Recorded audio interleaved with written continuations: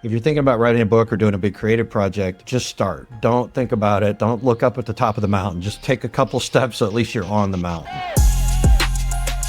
This is A Joyful Rebellion, the podcast that explores that moment you realize the life and success you worked so hard to create didn't come with all the fulfillment you thought it would. I'm your host, James Walters, and I want you to be the author of your own story. Each week, I connect with people who inspire bold answers to the question, what do I do now to create a life I love? If you're ready to start answering that question for yourself, you're in the right place. So let's start a joyful rebellion.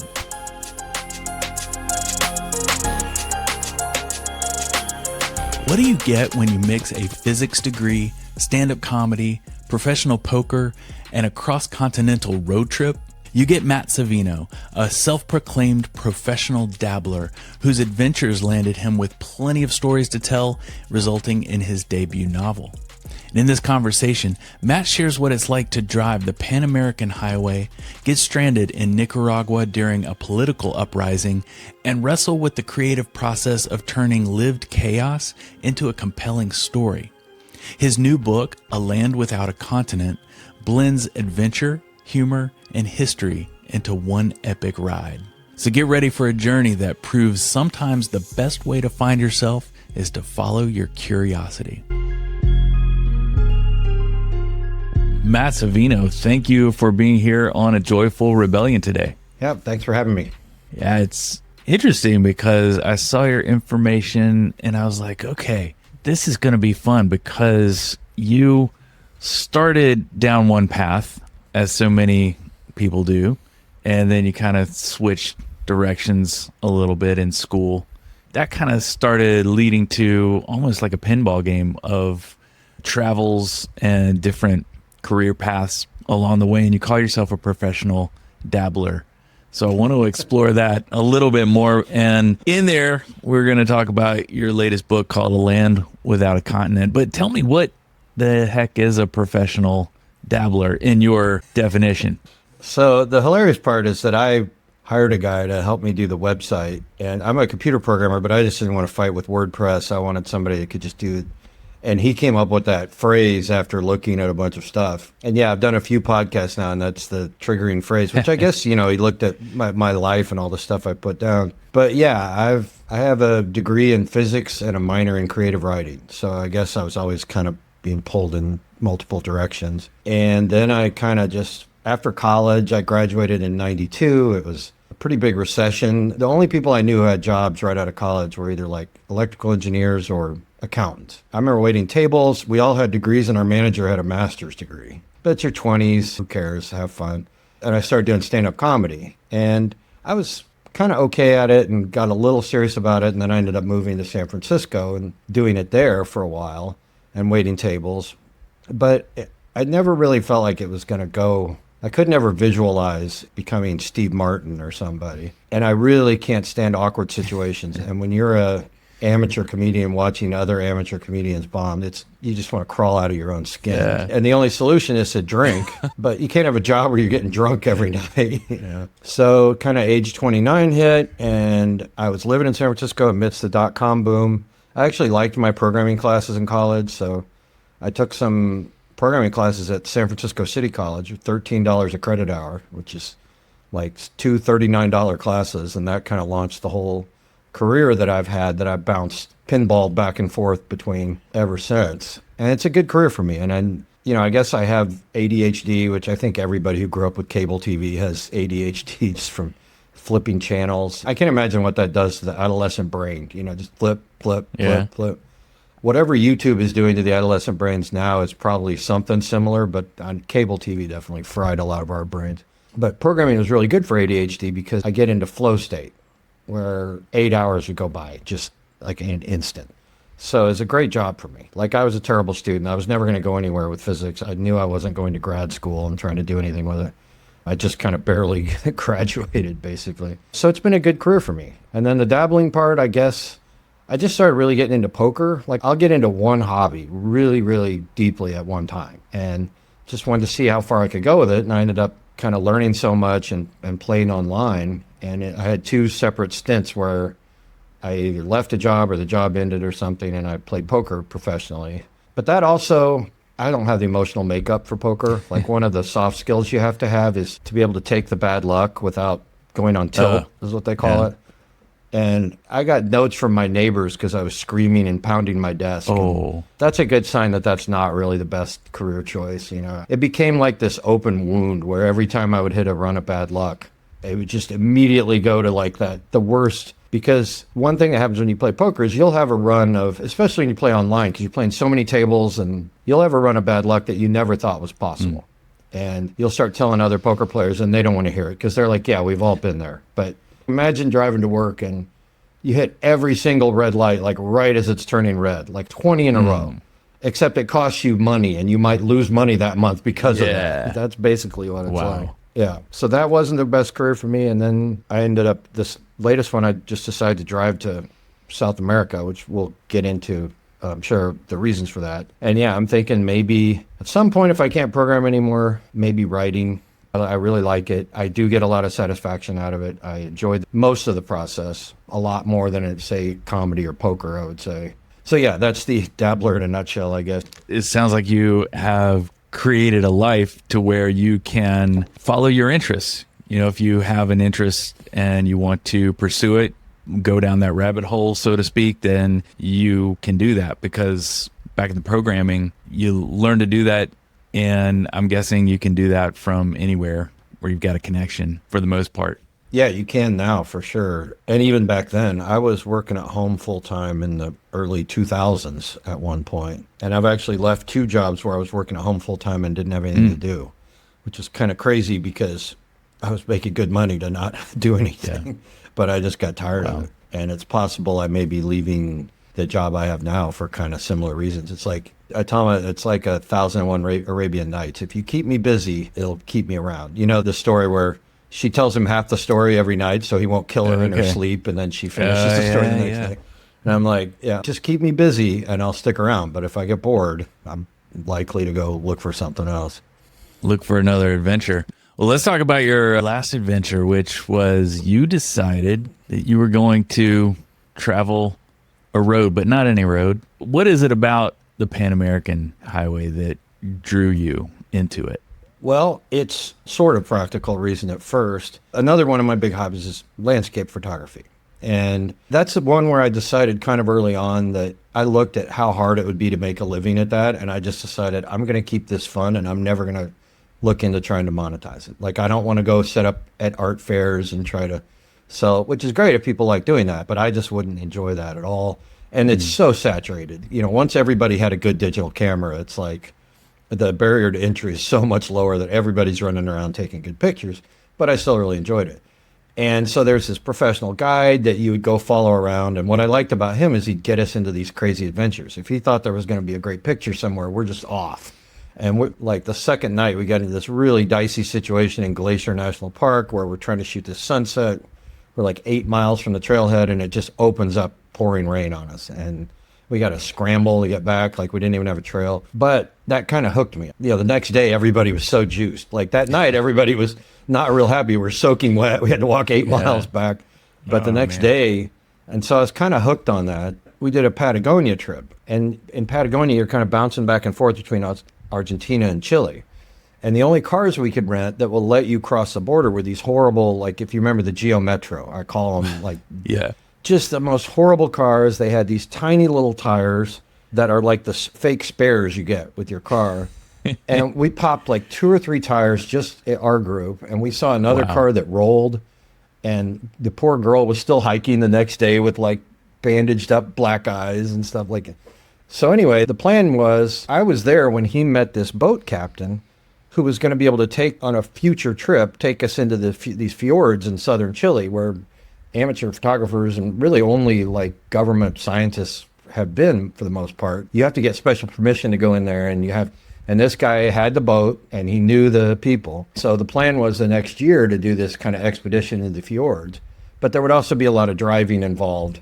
And that was where I started thinking, I don't want to die in this little car on the Argentina's Route 40. And I Googled, can you drive to South America? And it turns out you can, and lots of people have done it. That's the Pan American Highway. There is a stretch between Panama and Colombia, the Darien Gap. It's this thick jungle that for various political and the fact that it would be really hard, they've never built a road through it. And at one time there was a ferry, which is pretty easy. You just drive on the ferry overnight, wind up in Colombia. But now it's shipping containers. So the easiest way to do it is to find a partner, 2 cars fit in a container. You go through all the rigmarole of like regular shipping and inspections, and it's a big pain in the butt, and it costs like $1,500 or something. So I said, all right, I'm going to drive my car. And I was thinking about it and just kind of researching and reading all these blogs of people who've done it. And then I worked for DirecTV. They got bought out by AT&T. I moved over to the AT&T side because I thought it would be kind of interesting. It looked like, and it wasn't. I was doing nothing. No. And then they offered a layoff to all the former employees of DirecTV, almost all. And I didn't have to take it, but it was the exact same time I was thinking about doing this trip anyway. So I said, all right, well, that must be a sign. And I took it, so I got a little severance out of that helped, and took off on the trip.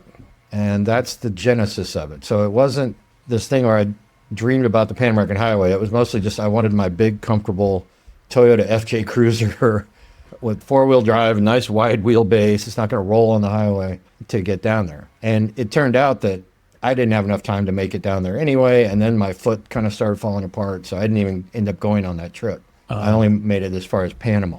And then instead of shipping my car around to Colombia, I shipped it back to the U.S. and got a job. I work at UCLA now. And then COVID hit. And I was thinking about writing a book, and I was kind of working on it, but I'm not sure if COVID doesn't hit. And I have all the free time in the world now, and nobody's traveling, so there's nothing else to do. Yeah. That's when I was like, if I don't pour myself into something, I'm going to go crazy. And that's where having the book to write. Right now, I don't have a book to write, and I'm kind of going a little crazy. I'm really itching. The name of my blog is Ushuaia or Bust, which Ushuaia is the southernmost city in the world down in southern Argentina. God, now I can't remember which country. Anyway, it's either in Argentina or Chile. They both sort of go down to the tip. I think it's Argentina. I've been in bust mode for 7 years now, basically. So I got to finish it. I want to do South America. I want to write another book. And maybe if everything goes well, kind of do the whole world like that. But that'd be cool. We'll do one step at a time. And South America is the next goal, basically. And I'm trying to figure out how to make that work. So it was kind of practical, not necessity necessarily, but it was practical for you to make that trip in the first place. And then what was the point in the trip where you said, you know what, these are some cool stories. I think I could make a book out of this. What I always wanted to do, I really like Bill Bryson. He wrote the book Walk in the Woods, which they made a movie about, and he's written a bunch of other books, but that's kind of the good entry point into Bill Bryson if you've never read him. And his books are really cool because he tells a compelling story. He's also really funny. But then if he wants to, he'll do a deep dive into some subject that he's researched along the way about the places that he's been, at least if it's a travel book, and do this like 2-page deep dive. Like in Walk in the Woods, he goes on this tangent about the American chestnut tree, which is this giant tree that grew on the East Coast that sounded like as big around as sequoias almost. But then this blight came over with the Europeans, and they're kind of all dead now. There's a lot of people are trying to bring it back, but it's unclear how successful they're going to be. That was a big eye-opening moment for me. I was like, oh, you can do that? You can tell a funny story, and compelling, but also kind of go into this. I thought you had to do one or the other. And for somebody like me, I really like that. I want to learn about things. Especially if you research it and you think it's interesting, I'll trust you. Like, okay, tell me all the cool stuff about this, and not just the dry, like, well, this king came after this king and that king, you know what I mean? So that was always my idea. And Bill Bryson has a book, his Australia book is this huge bestseller that he just wanders around and goes to some museums and doesn't really get into too much crazy adventure at all. I think the craziest thing in the book is he gets chased by dogs one time in this park or something. And I was like, wow, if he can do that, I'm having more adventure than that for sure. But I would say in Nicaragua, I got stranded on the other side of the Caribbean side of the country. They had this kind of uprising against Ortega. And the way they protest down there a lot is they just shut down all the roads. They set up an intersection, create these roadblocks. And so I ended up kind of stranded there for a week, and it was unclear when I'd ever be able to get out. And if I'm stranded for too long and I overstay my car visa, I don't think the authorities are going to be real sympathetic to the fact that, the roads were closed. So I ended up having to talk my way out. I heard while I was kind of whiling my time on the Caribbean side of the country that they were letting cars with ambulances and cars with international plates, that they might be letting those through. So I ended up loading up my car with like gasoline, beer, anything I could think of to trade. And I had to go up there and talk my way out past these. It's either peasant farmers or student revolutionaries. And you could tell them because they all had bandanas around their face. And most of them had these homemade rocket launcher things called morteros that it's kind of like, I think it's of something like an M80 on the end of a beefed up bottle rocket. An M80, I think, is an eighth of a stick of dynamite or something. And it wouldn't do much to your car, but if it hit you in the head, it could kill you. And like one cop did die, I guess, during all these riots they had. So that ended up being a really crazy day. And I picked up these two kids that were stranded past the first roadblock. And then we had to get through like 3 more roadblocks. And each one they were getting madder and madder because they couldn't understand how in the hell I just came from that direction when all the roads are closed down. And that once I got through that and we made it to Costa Rica, then I was like, okay, that's a pretty good story. I need to write all this down while I remember it. I call it type 2 fun, or I didn't invent that. Mountaineers have it called, where it's horrible while it's happening, but then it's a great story in retrospect. So I was like, okay, that's pretty good. And it happens near the end of the trip. So it's kind of like a good climax. Then Costa Rica and Panama to me are kind of like, I call that section culture shock because it's like coming back to much more like American civilization. Like they ask for your credit card up front at a bar. And I'm like, what the heck is this? They don't do this. And when I came back, I started hiking a lot. One of the reasons I came back is I had plantar fasciitis, really bad in my foot. So, which meant I couldn't do a lot of the hiking I wanted to do in South America, like the Inca Trail and stuff. And also that expedition we were trying to go on was going to be a lot of hiking. Like we weren't just going around between the fjords. We'd be parking and hiking up to the top of these little islands. So I was doing a lot of hiking back here, and it eventually worked itself out. But on the hiking on the way down, I would get bored and I'd start telling the story to myself as if there was somebody there. And that kind of became the book. By the time I wrote it down, I'd told myself the story so many times that it felt like it just kind of came out for that part. So the first draft just kind of came together from your recollections of being on the trail, telling that story. That part, yeah. For the other parts, there was much more of a slog. Like I've done comedy, which is a kind of writing, and it's also a cool kind of writing because you get instant feedback about whether it works or not. People either laugh or they don't. I do technical writing for work, which makes you have to organize your thoughts. It's definitely a kind of writing. And then I have about 250,000 posts on message boards arguing about stupid shit like politics and the Kansas City Chiefs and a bunch of other stuff, which is another kind of writing. And it's a good example of like, you need to keep people's attention on a message board. If you're arguing and you just put up this big paragraph, nobody's going to read it. You got to throw in some bullet points, some pictures, make your point clearly. And so I've tried to carry that over. But there was other types like descriptive writing, like describe the mountain and the scene, that I felt like I was back in like creative writing class in college. Like I hadn't exercised that muscle at all. So that was a slog.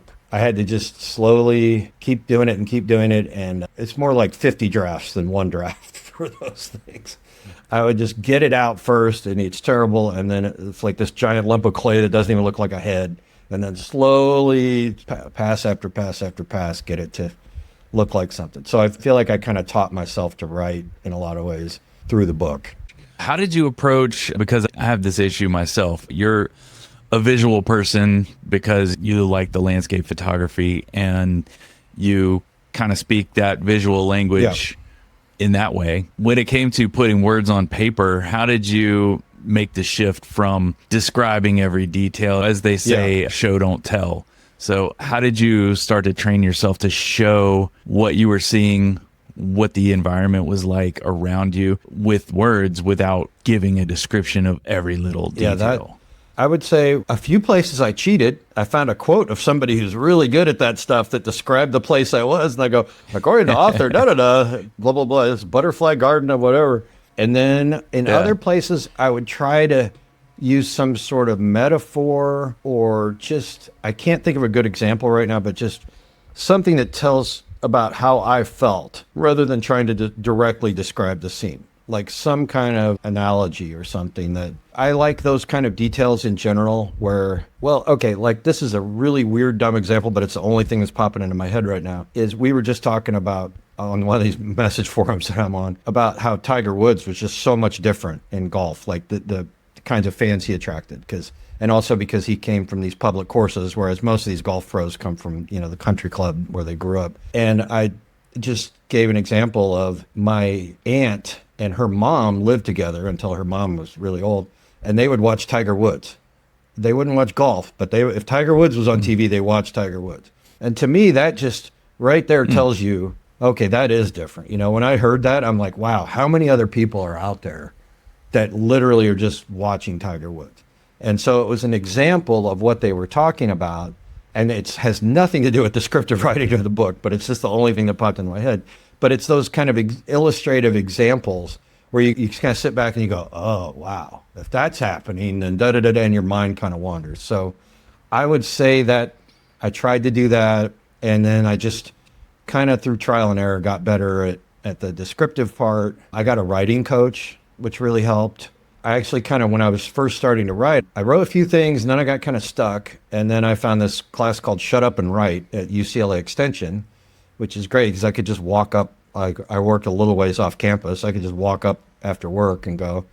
And I really liked the teacher, and I liked her energy a lot. And while I was in the class, I was making good progress. And then as soon as the class ended, I got stuck again. And I reached out to her. I was like, have you ever been a writing coach? And she's like, oh, yeah, I do that. And I'm like, okay. And, I have a good enough job. I mean, it wasn't super cheap, but it was so helpful. One, for accountability, but also just to have an audience to write to. And she knew that descriptive writing was my bugaboo, that was my least confident area. So she would always pump me up. But I'm always thinking like, oh, you're just saying that. That is not that good at writing. Come on. But she would always try to boost my confidence on that. So that helped. If somebody doesn't have a good job where they can dump their extra money into a writing coach, you can get sort of an accountability partner. There's a lot of forums and things where you can find that. Mm-hmm. And I'd say about halfway through the book, I realized, okay, I made it halfway through the first draft. I'm going to finish. I don't need her for the accountability as much anymore, but it's still great to have this audience to write to where I get instant feedback and I can see what moved the needle for her, what she thought was funny, what she thought might be confusing or problematic. So that was really helpful. I don't have kids, and I would love to have kids. It just didn't work out.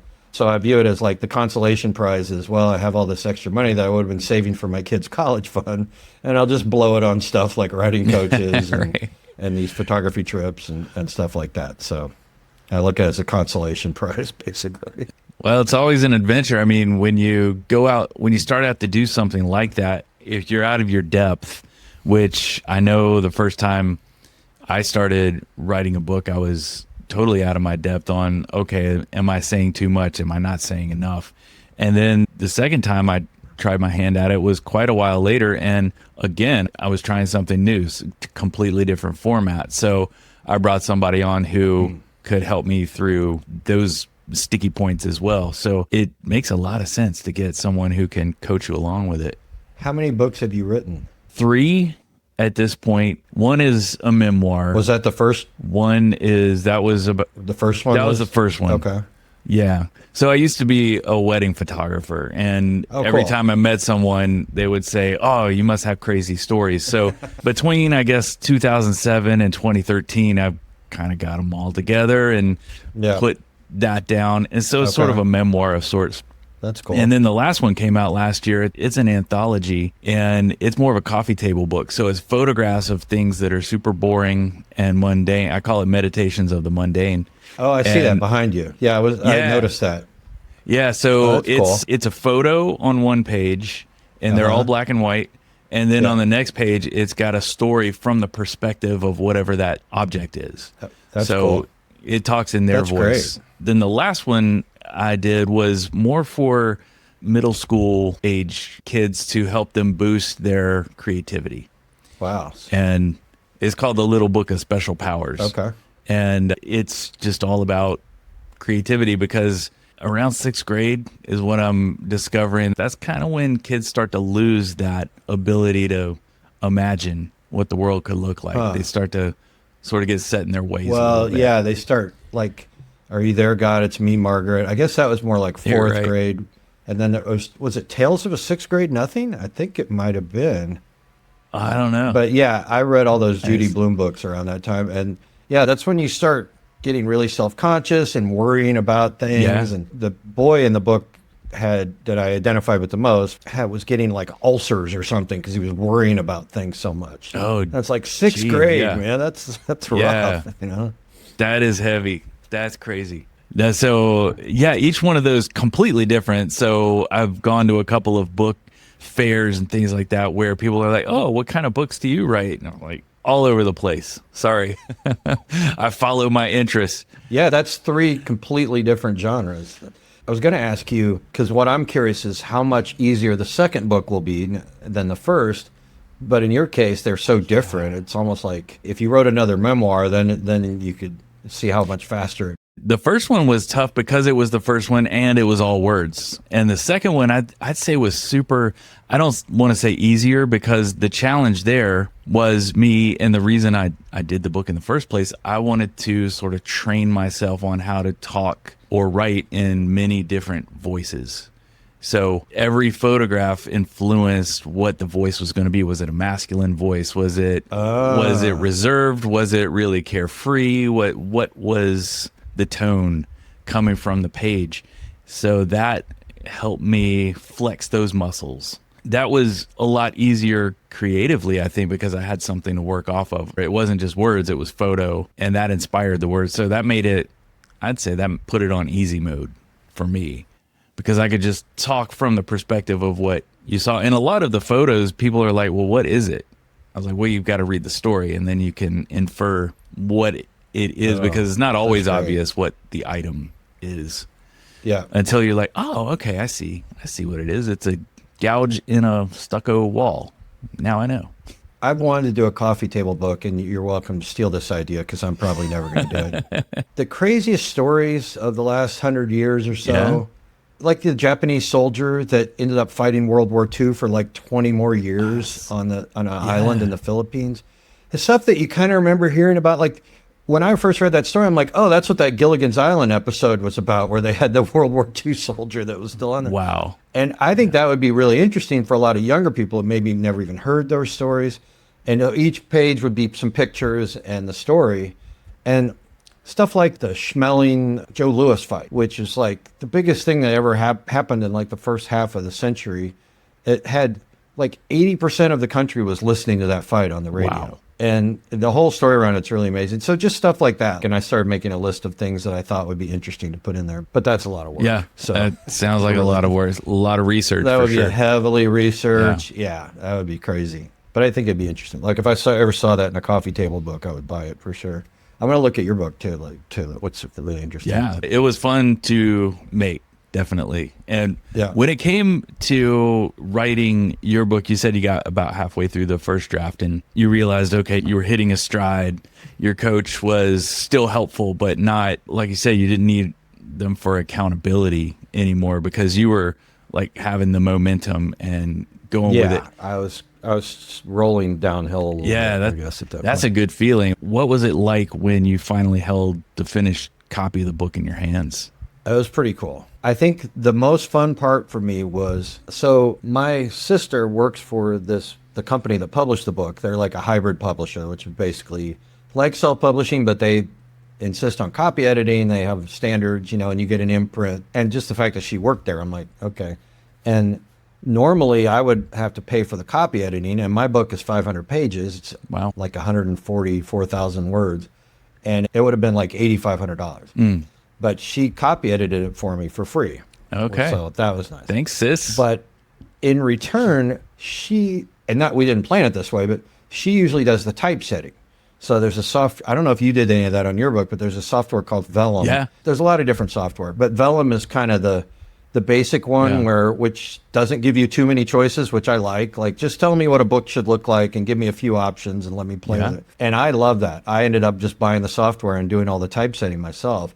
And it was great because I have a lot of images in my book and I could pick exactly where I want to put them. Do I want to make it you could do it inline where it's like takes up half the page. Okay. Or you can take, there's like these different sizes and styles. And normally that would have been so much back and forth with the publisher and notes back and forth. And eventually you just settle on something that isn't the best because you don't want to keep going back and forth. But in that part, seeing it start to I went from Google Docs to Scrivener and Scrivener has an export for Vellum, which is perfect. It exports it to a Word document but you can put the pictures in Scrivener and they actually get exported correctly through Word to Vellum. That's good to know. Which is great. And then at some point, Vellum became the source of truth. Like Vellum, now the official one that I'm editing is in Vellum, but seeing it start to look like a real book and actually have pages and titles. And then one of the first things I did was printed it up, and it ended up being perfect. It was half of a 8.5 by 11 sheet. So whatever, 8.5 by 5.5 is the trim size of the book. So I printed it up 2 per page, double-sided, and took it to Kinko's or whatever. And then that's getting closer to a book. So that got really exciting too. I posted that on Facebook and everybody got all excited. And then actually getting the first proof copy with the cover, that was really cool. Although there were things I needed to fix. So it was like, oh no, we got to fix that. We got to fix that. And I think for about the first month, I probably did 3 or 4 revisions. The Ingram Spark would let you do revisions for at least a month for free, and then they started costing after that. But we found some typos. A friend of mine's dad read this thing I had written about, because I do a whole chapter on how they cracked the code of Maya hieroglyphs, basically. And I had compared it to Japanese kanji writing, and he was like, that's completely wrong. And I was like, no, I researched this pretty good. I don't want to. And I went and looked up, like, oh crap, that was completely wrong. So I fixed that. Like, a few people have the copy with the old one, but I can live with a typo, but something where I completely butchered it. I mix it up with Korean or something. So yeah, there was a scramble for that. So that part, it was kind of a stressful time because I was fixing those, and I'm not going to go into it, but Kindle, the way they usually do this company is you print through Ingram Spark, but you do the ebook through Amazon KDP, Kindle Direct Publishing. Yeah, okay. But one of their fraud detection bots, which they've got fraud running rampant on there now, people doing these AI books and just creating all this slop, and people are publishing like 1,000 books a month at one point or something, like, which is obviously just crap. Why you wouldn't put a stop to that sooner?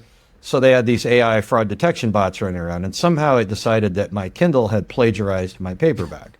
It's the same book, but they didn't realize it was the same book yet. And they do link up somehow magically, usually, but mine didn't. So I spent months going back and forth with their customer support, and I don't know if I ever talked to a live human. And it was just such a soul-crushing experience, really.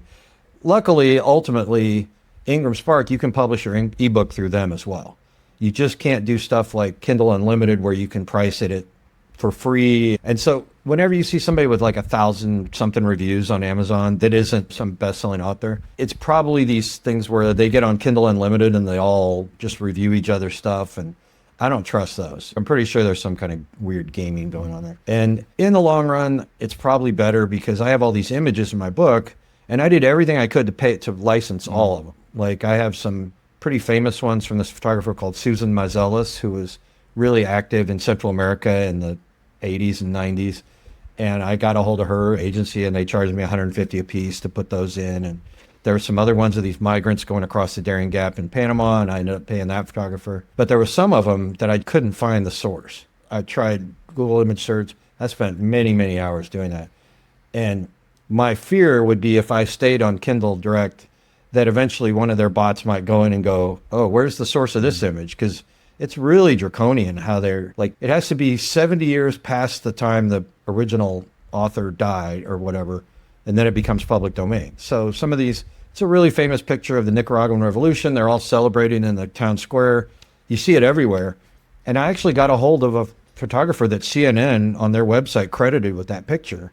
And she's like, yeah, I didn't take that. We're not really sure who did. And I'm like, all right, well, I'm leaving it in the book then. But Amazon could have found those and it just immediately taken me down then. So I'm kind of glad it worked out the way it did, but that was a slug. So yeah, first 3 months or so weren't as fun as they could have been just because I was fighting with that the whole time. Yeah. Sort of took some of the joy out of it. Not as joyful of a rebellion as it could have been, No, and that's come up several times because once an author finishes writing the book, not even half the work has begun yet, because then you have to, like you described, go through and do that edit. And then after the 15th edit, you look at one page and you're like, oh, the last word on the page is spelled wrong. And what the heck? I left the S off of the word.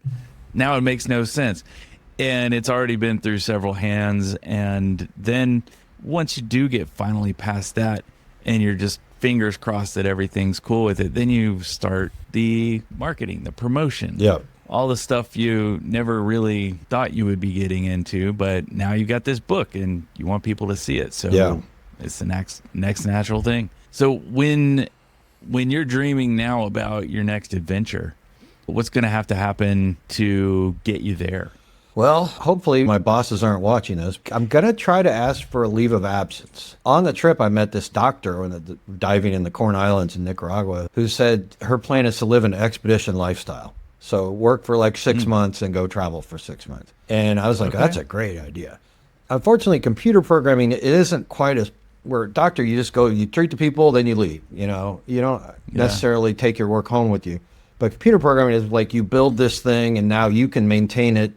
You can fix things in 5 minutes that might take somebody else a week because they got to figure out how it all fits together. So your value is really built up in the amount of time that you've been there. So it's a lot harder to do a 6 month on, 6 month off kind of thing. And I met other people on the trip who were in the healthcare profession who were doing that same kind of thing. Okay. And people I met at Baja are in construction, and they live in Whistler, Canada, and they just, for the winter, they could find things to do, but instead they just go somewhere warm every winter. So I'm going to see if they'll give me a leave, which I think they will. I've been there 7 years or 6 years or something. And then it's somewhere between 6 months or a year, I figured, to do South America. But as soon as I asked for that leave, now everything's changed because now they know, okay, this guy might want to take off. I need to figure out. And I just got back from 2 weddings, and I was actually the wedding photographer at the second one. It's a backyard wedding, very unofficial. I'm like, I have no idea what I'm doing. I just want you to know that. I just put it on F11 most of the time and tried to not overexpose. Those were my 2 goals, like just get good pictures. Yeah. Sometimes I did go down to F5. I tried to get some portrait-y kind of things. If people were standing still, I don't know if that was a good idea or not. We'll find out. I haven't gone through them yet. But anyway, I knew that after that trip, I had to decide. So this is literally the moment. I got to figure out what my plan is. I own a condo here. Do I sell my condo? Do I rent it out? And it's very much in line with the theme of your podcast is, how do you make this work? And I'm not going to be broke right away. I've got money saved up, but also the idea of coming back and being a out of work 56-year-old computer programmer is kind of terrifying right now. And I like what I do, and I think it keeps my brain young. I think programming is good for me because you're always learning new things. This trying to do different things with the book, you know, like there's a lot of research now that plus exercise is kind of a key to living a long, healthy, brain active life. And once you stop learning new things or trying new things, I feel like that's when people really slow down, you know. So I know I have to do this trip, and I just got to figure out what the timing's going to be and how I'm going to do it. And yeah, that's the decision time right now. How am I going to make this happen? I'm not 100% sure yet. I'm in bust mode. I've been in bust mode for 7 years because Ushuaia are bust. And I really like the whole time I was writing the book, I never had any of these existential crises because I have a purpose. I always need a purpose outside of just whatever my job is. And now I have no purpose. And the marketing stuff, it's been good actually to kind of not immediately go back on the road and have some money to spend. I did some Amazon ads, which at first didn't do that well, but then once I got a bunch of reviews on Amazon, the second time around, they did pretty well. We did some Facebook ads that did really well because it turns out that my audience is actually older, which I think Facebook skews older. I've got a few what I call superfans, people who like reached out to me how much they love the book that I didn't know beforehand. So it's not my mom or something, you know. Yeah. And I've talked to them. It seems like they're usually kind of adventurous people, maybe at half a generation older than me, that kind of either vicariously want to come on the trip or literally want to come on the trip next time. And I'd be like, yeah, you want to come down to South America and drive around for a couple of weeks, you know, but you might make it in the book. And, yeah. So behave yourself. Yeah. So that's been the most energizing part, I would say, of the whole marketing thing is, okay, how do I find more of these super fans? They got to be out there. How do I reach them? Then we tried some other things like ads on podcasts. That doesn't seem to be doing much of a bump at all. I'm getting a lot of listens, which is what costs money, but they're not clicking through, which makes sense because when I listen to podcasts, I'm usually on my earbuds walking around. I'm not clicking on anything. Yeah. You can watch your sales rank on Amazon. You probably know about that and kind of see how many sales you're getting. And the Facebook ads were really getting a lot of bumps. So anyway, it's been good that I've done all this marketing, but I think I'm about done. I'm ready. I think the best marketing I can do now is be back on the road and meet people and maybe promote it from there a little bit. And I know I need to do it. I just need to figure out let it take off from there. Yeah. Well, I'm on your website right now, mattsavino.com, and is looking like that's the best place for someone who's interested in what you're writing. Got a lot of landscape photography on here in a gallery. Got some more info about you. So this is the one-stop shop if someone wants to check you out and connect with you, right? Yeah, and I'm going to add a section to put the links to your podcast and the other podcasts I've been on. I think... Oh, that'll be fun. I think I've been on 3 now that have been published, 1 that hasn't, and then there'll be this one. So I want to have a section for it. I hate fighting with WordPress, so I've been putting it off. I understand that.